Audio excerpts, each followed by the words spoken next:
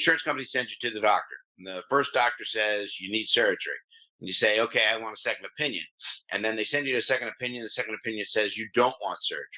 What happens in that context? The answer is it depends on what you as the injured worker want to do. If after hearing both doctors, you indicate that you want to, in fact, have the surgery, then what we would do is contact the original.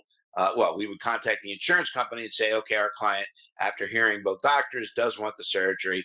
And then they would authorize that with doctor number one.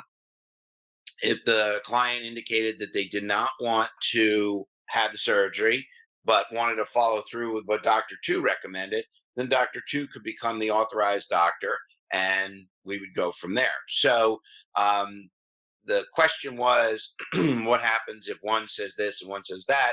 And then really the ball falls back into your court as the injured worker as to in terms of what it is you'd like to actually do. And then going forward. Now, the issue is what happens if, you say, okay, well, I want a third opinion. Now, this gets a little bit more tricky because there's nothing really required that they do that. But again, depending on the situation, depending on the type of surgery, I mean, if somebody's talking about doing, let's say, a low back surgery, versus not surgery. And the surgery they're talking about is like a 3-level fusion, not just let's say a smaller procedure. Then at that point, they would potentially want you to see a third doctor, but usually that does not happen. I mean, it's not so much a choice. It's, if a doctor that they send you to says you need surgery, and either the injured worker doesn't really feel comfortable with the doctor or isn't thrilled with the surgical choice. One of the things that does happen, I'll give you a different example, is if, let's say, the doctor indicates that they think surgery is necessary, and you say, well, I don't want surgery.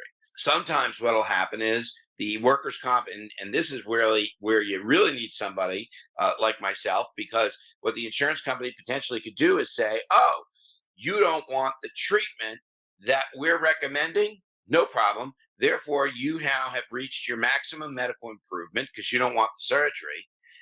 And therefore, we're going to stop all your benefits and we're going to stop your workers' compensation and you can go back to work.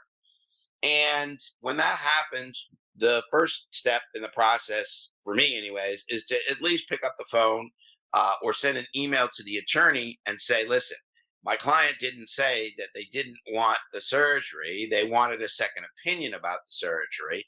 And before we go cutting anybody off, how about we send them for a second opinion so that we can really figure out what's actually going on? Now, that usually will warrant that. But if they don't, and the client is adamant about not pursuing the surgery, then we now have to go fight about trying to get the second opinion.